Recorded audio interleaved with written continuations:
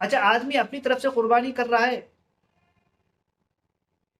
تو کوئی مسئلہ ہی نہیں ہے، لیکن اگر وہ دوسرے کی طرف سے کر رہا ہے، مثلا شوہر ہے بیوی کی طرف سے، یا باپ ہے اپنی اولاد کی طرف سے، یا اور کوئی کسی کی طرف سے اگر کر رہا ہے، تو پھر اس کو بتانا ضروری ہے۔ اگر یہ یہ واجب ہے، اگر یعنی جس شخص کی طرف سے قربانی کر رہا ہے اس پر اگر قربانی واجب ہے اور ضروری ہے، تو پھر اس شخص کو بتانا ضروری ہے، اس کے علم میں لانا ضروری ہے کہ بھئی ہم تمہاری طرف سے قربانی کر رہے ہیں، تب قربانی ہوگی۔ لیکن اگر بتائے بغیر جو ہے قربانی کرتی تو قربانی نہیں ہوگی۔ لیکن اگر دستور ہے کہ نہیں، شوہر جو ہے وہ بیوی کی طرف سے ہر سال کرتا ہے اور بیوی کے علم میں ہے، یا باپ جو ہے اپنی اولاد کی طرف سے کرتی ہے اور بچوں کے علم میں ہے کہ نہیں یہ تو ہماری طرف سے ہوتی ہے، یہ اہل خانہ کو معلوم ہے کہ یہ تو ہماری طرف سے ہوتی ہے، تو پھر بتانے کی ضرورت نہیں ہے، بغیر بتائے بھی وہ کافی ہے۔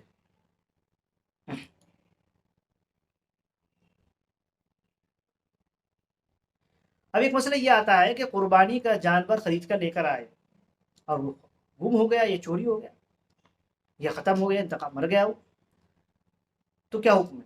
تو دیکھیے اگر مالدار شخص، صاحب نصاب شخص اگر وہ جانور لے کر آیا ہے قربانی کے لیے، اور قربانی کا جانور کھو گیا یا چوری ہو گیا یا مر گیا، تو پھر وہ دوسرا جانور خرید کر لے کر آئے۔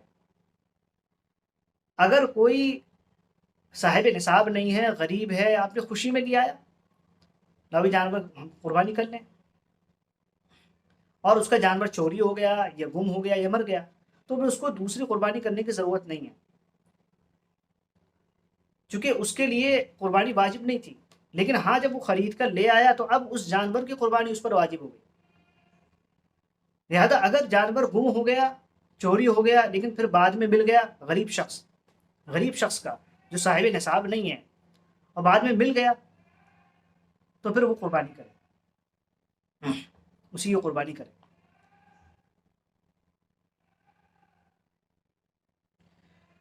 جہاں ہم اپنی طرف سے کرتے ہیں، اپنے اعزہ کی طرف سے کرتے ہیں، تو بہتر اور افضل شکل جو ہے وہ یہ کہ ہم جناب رسول اللہ صلی اللہ علیہ وسلم کی طرف سے کریں۔ اگر اللہ تعالیٰ نے وسعت دی ہے، آپ کے ازواج کی طرف سے، صحابہ کی طرف سے، مرحومین یا بزرگان دین کی طرف سے، اولیاء اللہ کی طرف سے، تمام امت کی طرف سے، آپ صلی اللہ علیہ وسلم نے جو ہے تمام امت کی طرف سے جو ہے وہ ذبح کیا، جانور ذبح کیا۔ اب جو ہے عیبدار جانور، اگر کوئی شخص جو ہے وہ جانور خریدنے گیا، اس نے دیکھا عیب ہے، تو عیب کتنا عیب جو ہے وہ قربانی کرنے کے لیے کچھ چلے گا؟ تو دیکھیے اس میں مسئلہ یہ ہے کہ اگر دم، جانور کی دم یا اس کا کان اگر آدھے سے کم کٹا ہوا ہے تو قربانی اس کی جائز ہے، لیکن اگر آدھے سے زیادہ کٹا ہوا ہے یا آدھے سے زیادہ نہیں ہے، یا اس کا جو ہے وہ سی دیا، کٹ گیا تھا، کاٹنے کے بعد دم جو ہے اس کی سی دی، یا کان جو ہے وہ کٹ گیا تھا، کٹنے کے بعد جو ہے اس کو سی دیا، تو دیکھ لیں اچھی طریقے سے، دیکھ بھال لیں بھئی یہ سلی بھی تو نہیں ہے کہیں۔ تو اگر آدھے سے زیادہ جو ہے وہ کٹی ہوئی ہے تو پھر اس کو قربانی جائز نہیں۔ سینگ ہے، اگر پیدائشی طور پر سینگ نہیں ہے تو قربانی جائز ہے، لیکن سینگ ہیں اور ٹوٹے ہوئے ہیں تو بھی جائز ہے۔ لیکن اگر سینگ جو ہے وہ جڑ سے بالکل اکھڑ گئے ہیں، زخمی ہو گئے، جڑ سے نکل گیا ہے، تو پھر اس کی قربانی جائز نہیں۔ اسی طریقے سے اگر جو ہے لنگڑا ہے، تین پیر زمین پر رکھے ہوئے ہیں، چوتھا پیر جو ہے وہ سہارے کے ساتھ رکھ کر جو ہے وہ چل لیتا ہے اور قربانی کی جگہ آ سکتا ہے وہ، تو اس کی قربانی جائز ہے۔ لیکن اگر وہ چوتھا پیر نہیں رکھ پاتا تو پھر، اور وہ چل نہیں پاتا، تو اس کی قربانی جائز نہیں۔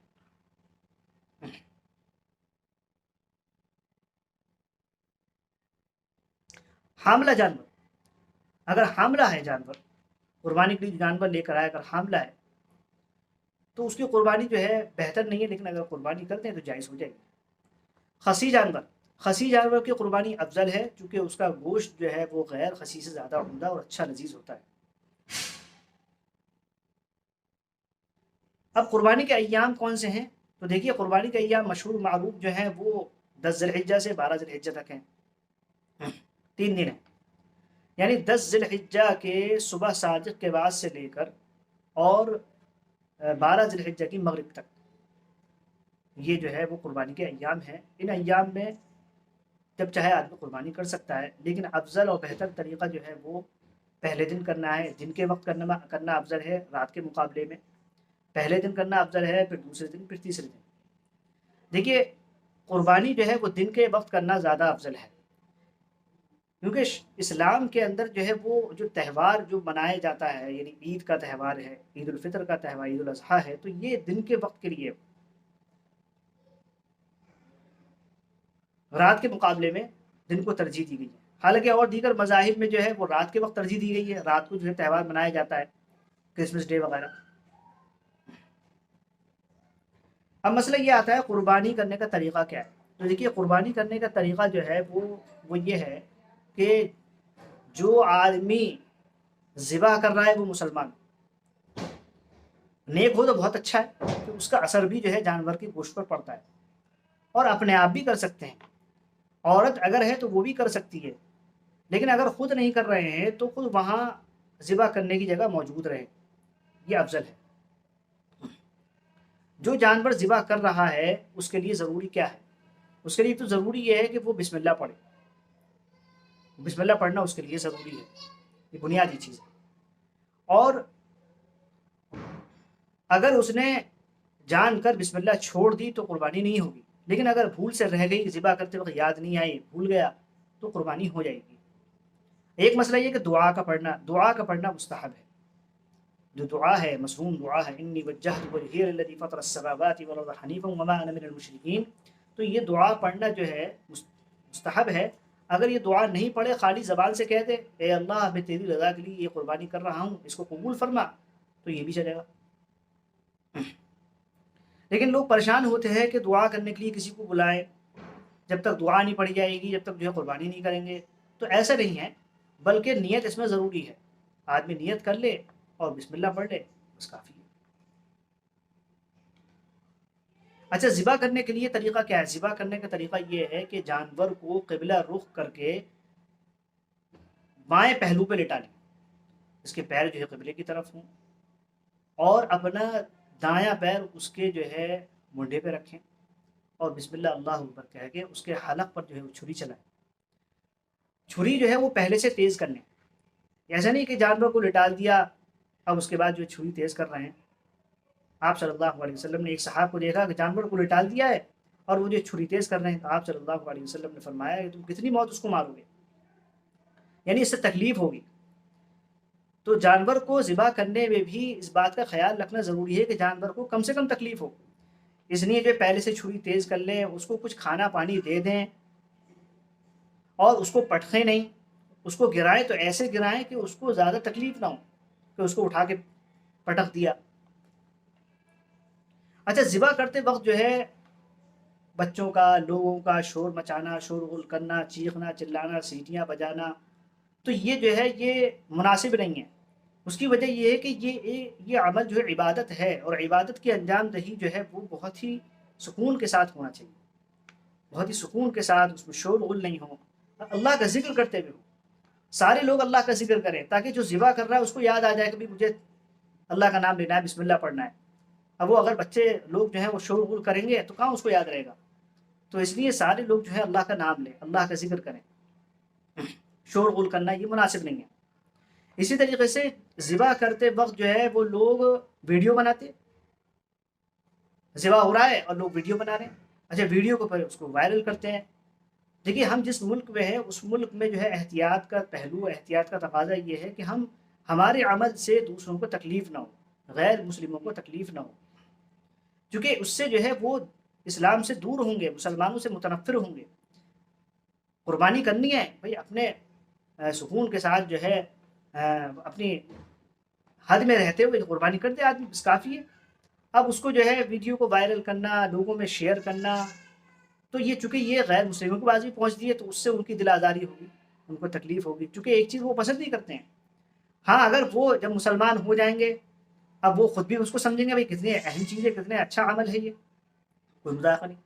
لیکن جب تک وہ مسلمان نہیں ہوئے جب تک ان کا خیال رکھنا یہ ضروری ہے، کیونکہ اسلام سے قریب لانے والا عمل کوئی بھی عمل ہو جو اسلام سے قریب کرے ان کو، مسلمانوں سے قریب کرے، مسلمانوں سے محبت ہو، تو ایسا عمل ہونا چاہیے، نہ کہ ایسا عمل جس سے وہ اسلام سے دور ہوں، مسلمانوں سے متنفر ہوں، مسلمانوں سے دور بھاگیں، ان کو نفرت ہو۔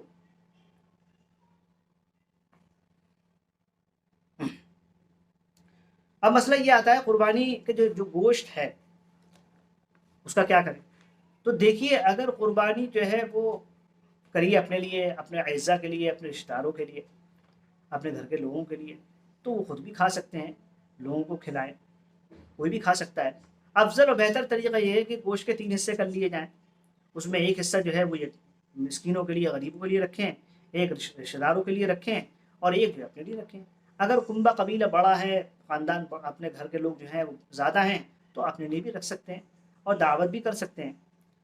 7 حصے والے جانور جیسے گائے، بھینس، اونٹ ہے، تو اس میں جو ہے وہ قربانی کی نیت سے بھی حصہ ڈالا جا سکتا ہے، اسی طریقے سے ولیمے کی نیت سے بھی ڈالا جا سکتا ہے، اور عقیقے کی نیت سے بھی ڈالا جا سکتا ہے۔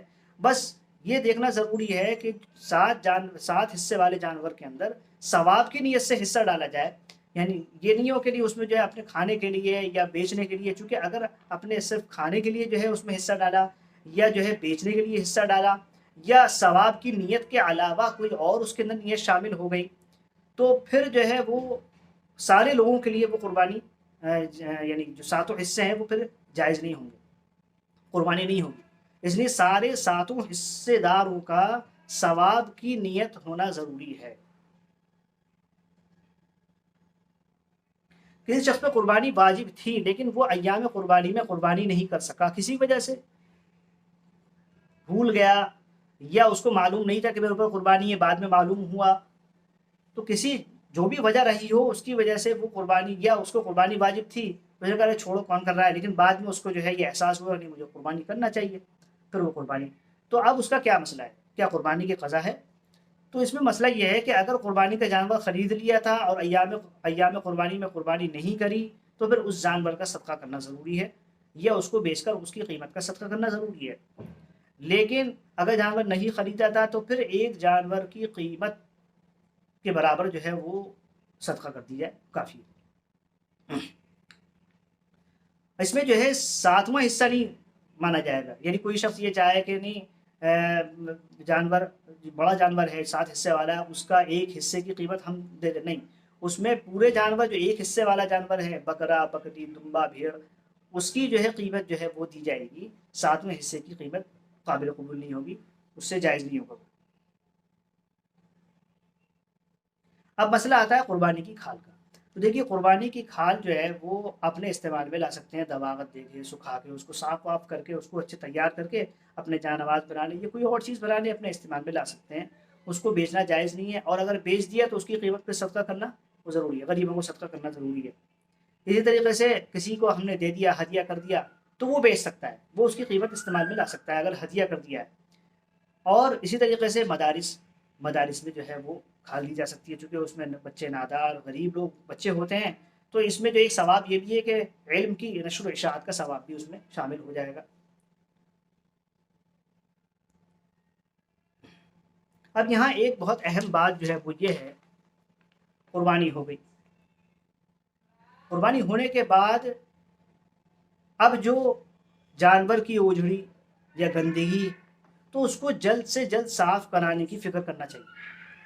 دیکھیے الطہور نصف الایمان، طہارت جو ہے وہ ایمان کا آدھا حصہ ہے، یعنی پاکی کو، صفائی ستھرائی کو ایمان کا حصہ قرار دیا، دین اسلام کا حصہ قرار دیا گیا ہے۔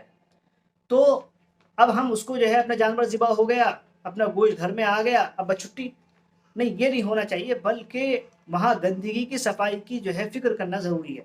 اب وہ کیا ہو بھئی، یا تو اس کے لیے کوئی کمیٹی بنائے، بھئی محلہ ہے، محلے میں کچھ لوگوں کو جو ہے تیار کر لیا، بھئی ہم آپ کو جو ہے پیسے دے دیتے ہیں، سب لوگ مل کے ایک پیسے طے کر لیں، اور پیسے جو ہے وہ اس کمیٹی کو دے دیں، کہ وہ صفائی کا انتظام کرے۔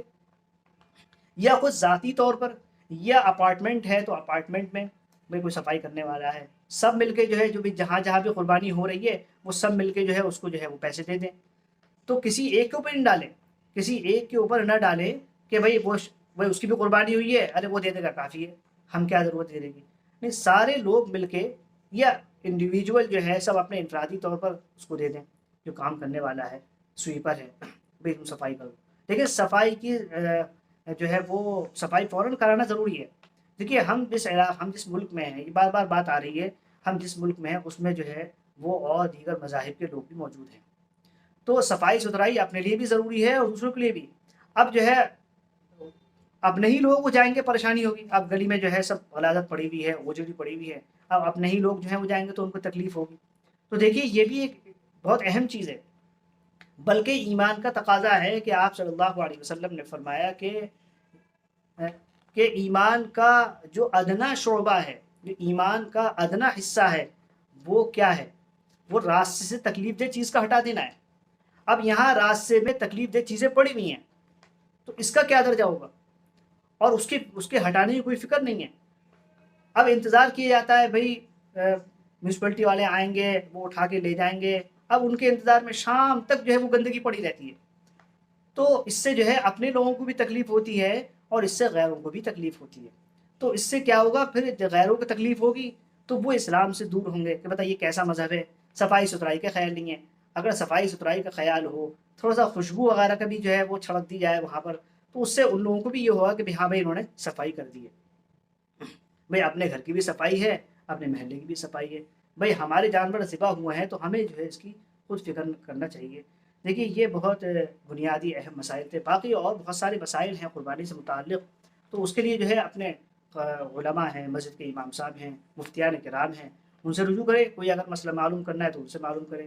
اللہ تبارک و تعالی ہماری قربانی کو قبول کرے اور ہماری نیتوں کو درست کرے، اور ہمارے لیے جو قربانی کو جو ہے وہ ثواب کی چیز بنائے، اور اللہ تبارک و تعالی ہمیں جو ہے اپنے احکام پر اور اپنے جو ہے دین پر چلنے کی توفیق عطا فرمائے۔ وآخر دعوانا الحمد للہ رب العالمین۔